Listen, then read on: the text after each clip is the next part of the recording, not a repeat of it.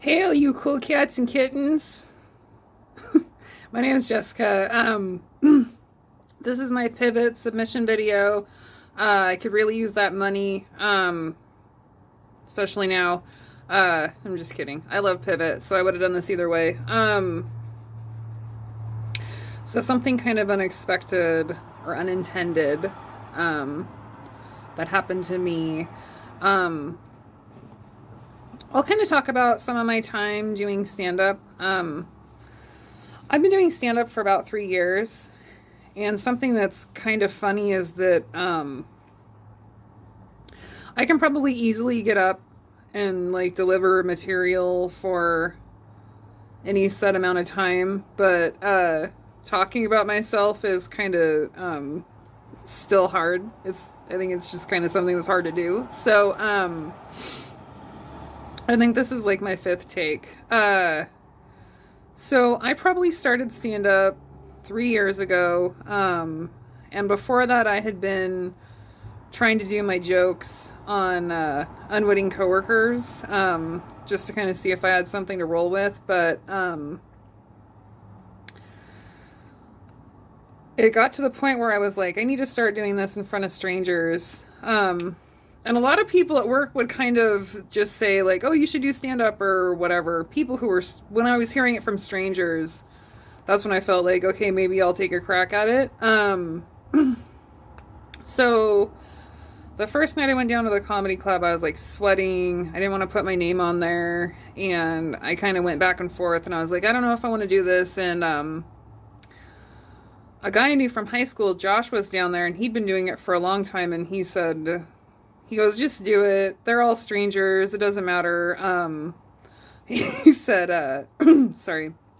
He said, there's no way that you could be the worst. There's just no way that you could be the worst. So,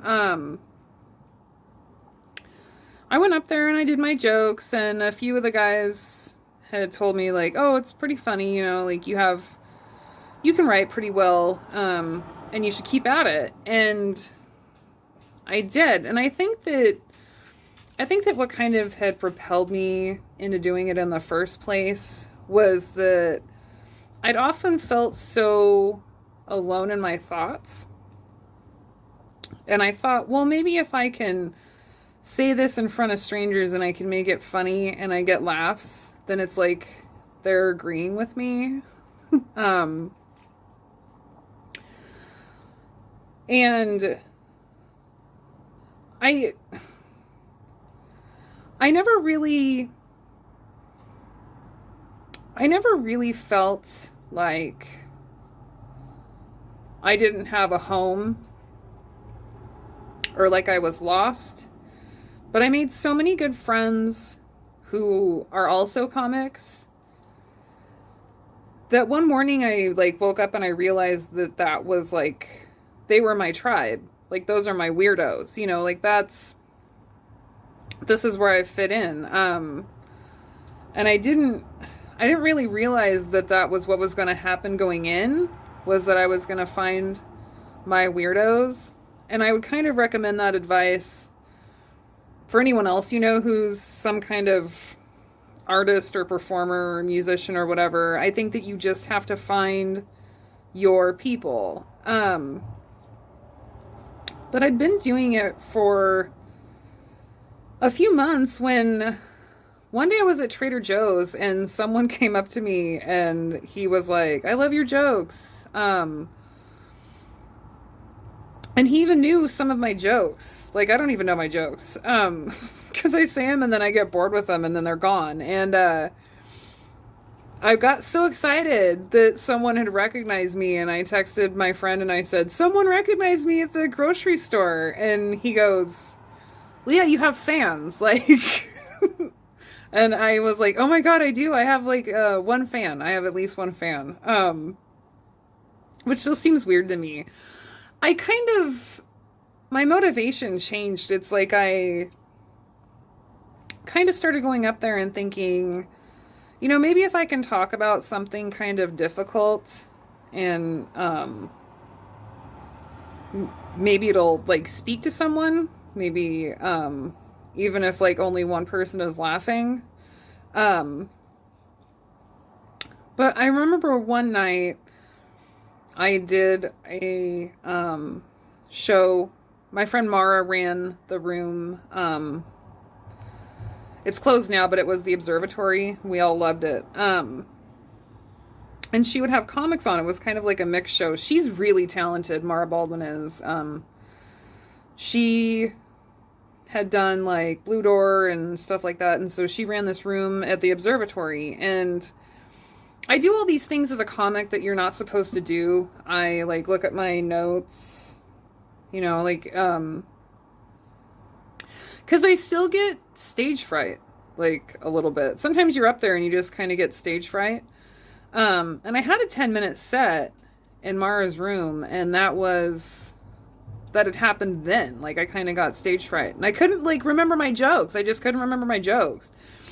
And I'm standing in front of, like, maybe 50 people who, some of them might have looked familiar.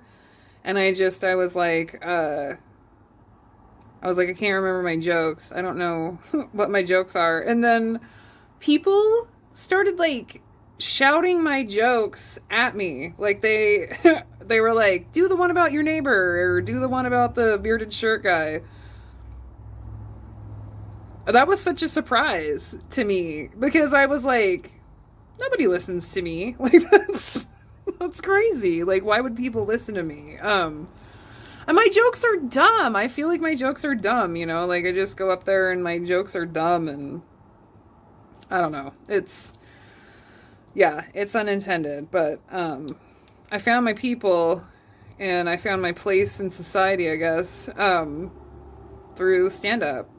That would kind of be my general advice to anybody. If you're any type of artist, whether you're a performance artist or if you were a drama nerd in high school, maybe you should go do Blue Door. But find your tribe. I didn't know that they were my people until I felt that way. And I didn't feel lost until I was, like, found in that way. You know, like, I feel like, I mean, you might not even know that you're lost until you're found. That's my submission. So, I'll give you guys my Venmo for the prize money later on. Thanks for asking me to participate. I love Pivot so much. And I hope you can use this. I'll apologize for the audio and video quality. This phone is very cheap. I have a tendency to break them, so I usually buy like a maybe $200 phone. I jam it with apps. I'm going to break it when I'm jogging, so it doesn't really matter. But so thanks for listening. Thanks for asking me to participate.